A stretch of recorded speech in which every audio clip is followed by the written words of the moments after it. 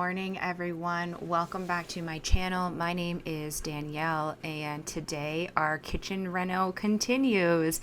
I believe this is the third video in our kitchen reno series, and you can see that at this point for video 3, we are still very much in the demolition phase. The tricky thing about this reno is that this is our primary residence. This is where we live. And this is the only kitchen we have in this house, so we have to be really smart about this renovation in the sense that we still have to be able to eat and feed our children and make their lunches and do all those things that you would need a kitchen for while also renovating it. So it's really important that we kind of do things in a step-by-step manner so that as we lose part of the kitchen, we gain another part. I don't mind having things out of the cupboards and in bins, which is what we've had to do for the last little while, but I do need, at least some of my appliances functioning so that I can cook meals. So today, as you can see, we are getting rid of the cupboard above the fridge. We're going to get rid of all those cupboards above the window. We're going to get rid of that doorway where you see Andrew right there, and really prepare for the next step. So I hope you enjoy, and I will sort of talk as we go along to explain what we're doing.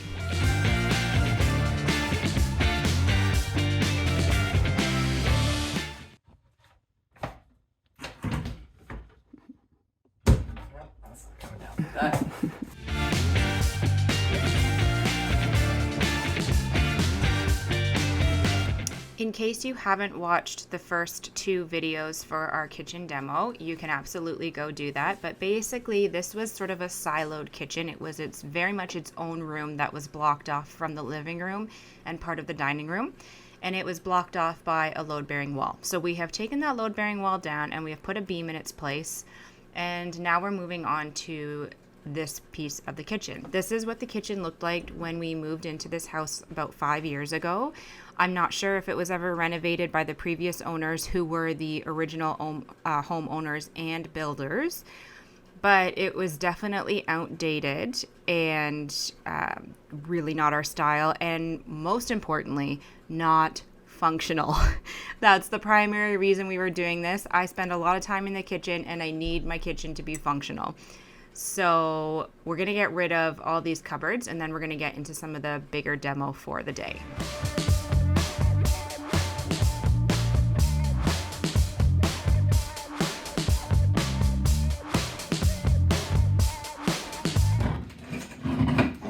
Oh, that's satisfying.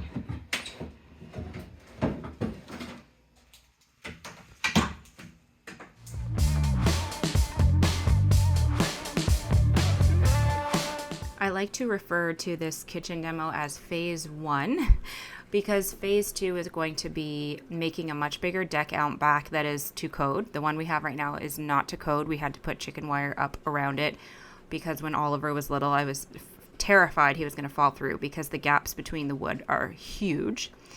Anyways, we want to build a bigger, more functional deck that is to code, and off of our dining room, we want to have French doors that take you right out onto that deck. So initially, when we were first working with the designer that we first hired, we were thinking maybe that back door that you can see behind Andrew there, maybe we could just seal that off and make that a wall, and that could be our new pantry. Because our pantry is very awkward, and hopefully in another video later on in the series, you'll kind of see what we've decided to do to it to make it more functional for us. But then we were thinking about it, and she was thinking about it, and we realized because we're pretty sure this isn't going to be our forever home, it's probably smart to leave that back door where it is. 1, because it's easy to get things out of, and 2, because if someone else wants to buy it, that potentially could be a separate entrance if they ever wanted to have a basement apartment. Danny's dancing. We found one little surprise. I mean, it's not a thing of money. It is what? A dirty stain rag. It's a shirt. Ew, it's one of those wife beaters too. Well, it's just what he used the stain. That means he wore wife beater. Drop it in the garbage. You ready?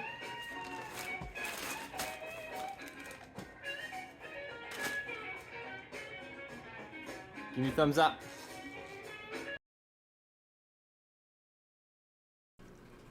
I had to add that little part in because I think we were kind of hoping that maybe we would open up something in the kitchen and just find some sort of hidden treasure, or I don't know, but we didn't. Anyways, so we decided we would keep that back door for those two reasons. We are still going to also have the patio doors in the dining room, but we didn't really need the alcove that was the back door because it really blocked it off from the kitchen. And because we wanted to have a little bit more room, because it's a very tight corner in there. I mean, we are moving the fridge, but even with the new cupboards and the cupboards that are going to be over where the sink is under that window, it's still quite a tight corner to get through the kitchen and to the back door. So we decided, why not get rid of that whole doorway? It was not load bearing. It's not it doesn't have any structural integrity in terms of holding up the house or anything like that. And just make the kitchen that much more open. And I have to tell you, because now as I'm recording these voiceovers, it's been a few weeks, maybe even longer, since we actually took down the doorway. The amount of light that sort of diffuses through the main living area now, because we have no wall blocking the back door. We got rid of one of our kitchen windows, which you'll see probably in the next video, but even getting rid of one and only having one left, between now being able to see the back door and the kitchen window and the dining room window, which is going to eventually become almost floor to ceiling doors, and no load bearing wall blocking that light from the living room, which also has a huge picture window, the whole space feels so much lighter and airier. And even though we got rid of a window, I feel like there's more light than there's ever been. So we're really, really pleased with that. I know it's a weird spot to have a laundry chute in your kitchen, but I'm actually really going to miss it. This was really key for towels.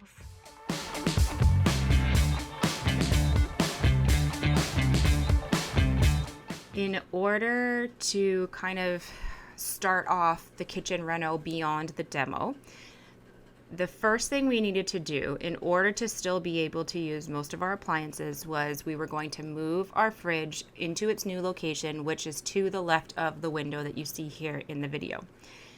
In order to do that, we needed to get rid of some of that counter. We can't get rid of the whole counter because our sink that we've ordered, the new sink that we're going to be putting in, has not arrived yet, and we need to have a sink. So we didn't want to get rid of our sink and not have water in the kitchen. So we need to be able to demo part of the counter so that we can move the fridge over to its new home, so that we can build all the cupboards that are going to go on the wall where that fridge is right now, so that we can put stuff away so that we can then tackle the island.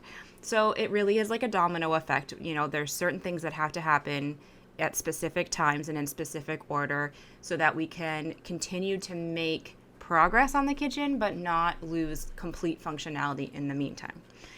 So before any of that can happen, of course, we had to finish the major demo, and it is really nice to know that most of the major demo gets done up front and there's nothing that needs to be done after the fact, because this is the messiest part of the reno by far, probably also the most physically tiring, because I have to say, we go with an IKEA kitchen. IKEA kitchen cabinets, the entire process to plan out your kitchen, get your cabinets, assemble your cabinets, put them up, it's pretty seamless. You know that they have done this tons of times because they have really thought everything out and made it pretty easy in terms of assembling and hanging and or mounting. So here we are just getting the doorway taken apart. I've mentioned this in previous videos, but I'm probably going to say it in every video that has demo. The previous owner who built this house built everything extremely well. I have no idea what code was back then, but I believe he probably went above and beyond whatever code was. His 2x4s that he used to frame things out, it's hilarious. They're so much heavier than the 2x4s we bought from Home Depot to make our temporary walls for our beam. So, I mean, you definitely know things are not as quality as they used to be. I actually think 2x4s are maybe slightly smaller than they used to be too. They're maybe like more like 1.5 by 3.5. But anyways, he also nailed everything a million times. Like, I don't know if he was just super safety conscious or what, but things are nailed to the T, and it takes a lot of manpower to get these 2x4s out. Andrew luckily does it. But every time we pull out a 2x4 or a piece of wood, we're like, oh my gosh, look how many nails we're holding this in. Like, no wonder it was so hard to get out. Like, things were not going anywhere when the previous owner put them in place, which is great, right? I mean, that was part of the reason that we were drawn to this house, even though it needed pretty much a full facelift in terms of all the rooms and even the exterior. We knew that the bones were awesome, and I have no problem doing a facelift, right? It's the bones I want to know are safe and structurally sound and in no need of expensive repairs, because that's always a worry you have as a homeowner. So it did take us a while, and I say us, but mostly Andrew, to get this doorway really taken down so that we could. The other issue that we have is that in order to sort of build up those corners again, our walls are all plaster, and of course we're replacing these areas with drywall, so it's tricky because they're not quite the same thickness. So you really have to be smart and be very specific with your cuts so that you're not having to do a ton of plastering after the fact.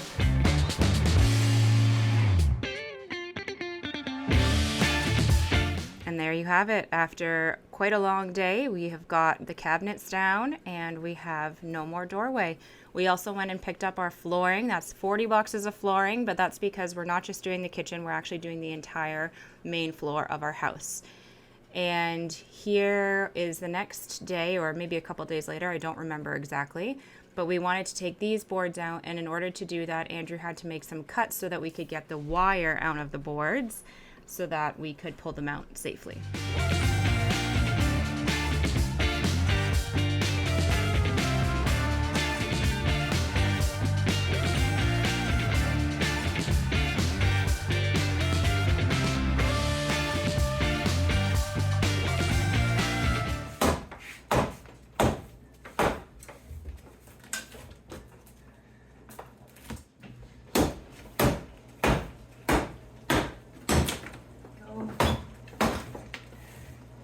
There we go. Got that guy out.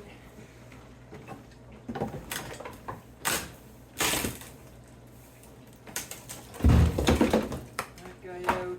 We're definitely wearing my safety boots.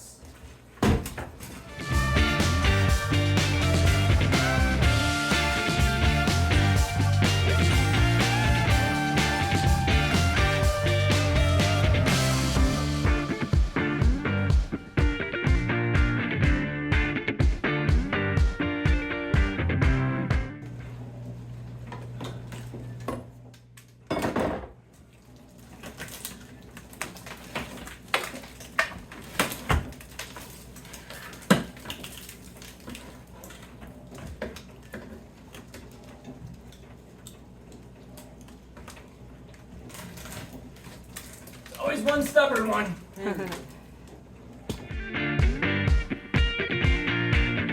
A lot of times when we're doing work like this, I get kind of busy filming Andrew, and then I forget to show you things that I'm doing in the background. So here I was just taking off a bunch of this backsplash because, like I had mentioned, we wanted to move the fridge over to its new home, which was going to be right there. So I wanted to start taking some of this backsplash off because our next step after that was going to be to cut into the counter and into the drawers to cut a space wide enough for the fridge to slide into while not losing our sink, and keeping a little bit of counter on either side of the sink so that we still had some space to put things, and again, weren't losing complete counter space. I would say during this renovation, the biggest things have been making sure we have at least enough counter space to prep some meals and now to dry dishes, because at this point, as I'm recording this, we no longer have a functioning dishwasher because it's been moved. I obviously need my fridge to be working. I need my oven to be working, although as I'm filming this, again, our oven is actually disconnected, but hopefully that won't be for too much longer. And then we needed some way to plug in the different appliances like toaster and blender and microwave and things like that we were going to be using.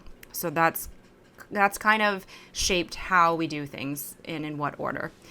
So next, since we've got the door frame pretty much done, I'm going to start ripping up this flooring, because as we've been pulling pieces of the wall down and getting rid of the doorway, we've ripped a lot of the floor, and so it's starting to get caught under our feet, and it's catching a lot of the debris, and the debris is slipping under it. So we decided, let's just pull it all up. It came up so easily. I'm so pleased. It was so easy to do. And even better is underneath, the floor in the kitchen is completely flush and level with the floor in the living room and the dining room, which is going to make laying our new floor so much easier, because all we want to do with our new floor is put it on top of the hardwood that's already there. That is the original hardwood for the house. Somebody with more money, more time, more patience, and fewer children and dogs could probably refinish it and get it looking absolutely stunning again. That is not something we are going to do. We are going to just go with our luxury vinyl like we have in our bathroom. So far, it seems to be kid and dog proof. It looks really nice. However, again, when we go to sell this house, we can say original hardwood is underneath. So if someone really wanted to, they could pull up our vinyl and restore what's underneath. So it's really, with these renos, trying to think, what do we want? Because we're living in this house and we want to enjoy this house while we live here, but also what's going to help with resale value down the road. And it's sort of striking a balance between those two things. And I think we do that pretty well. So here I am just pulling up those thresholds, which also came up really easily. That was a pleasant surprise, just pulling up this last little bit of flooring that is, again, in that little alcove. That kind of feels more like just an extension of the kitchen now. And then we're going to get right into this countertop. So I mentioned already, you can see the reason we're doing the cut right there is because we want to have that much counter space still to the left of the sink.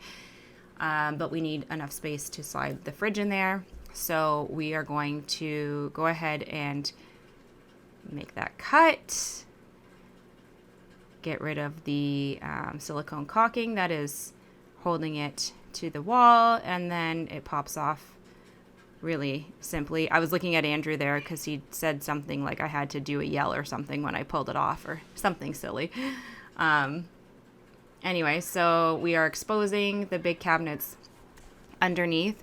And this is where, again, this day got a little long because the previous owner, like everything else I mentioned, built these so well.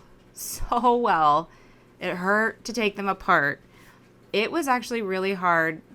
Andrew, again, like this is a lot of bending over. This is something physically that's very hard for me to do. So Andrew did most of this.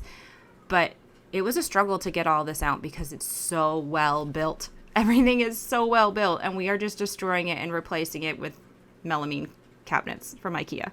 But it's going to look beautiful when it's done, and we will find purposes for some of this wood that was salvageable. So that's what I am telling myself as we go through this.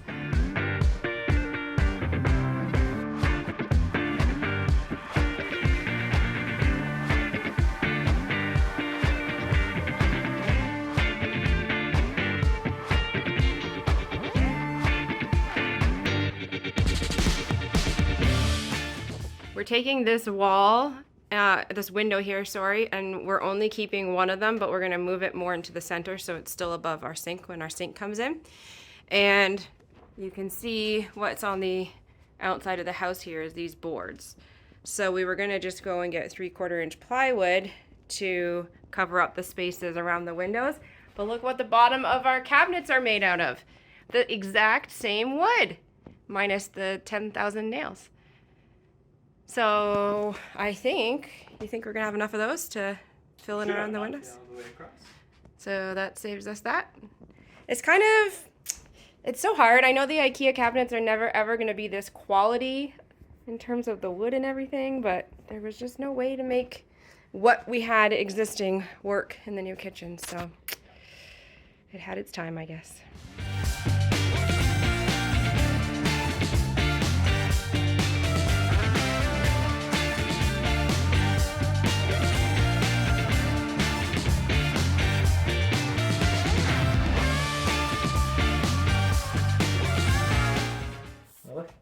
That's the bark of the pine tree. So this was milled. That's cool. Live edge right there. Live edge board. People pay for that nowadays. Yeah.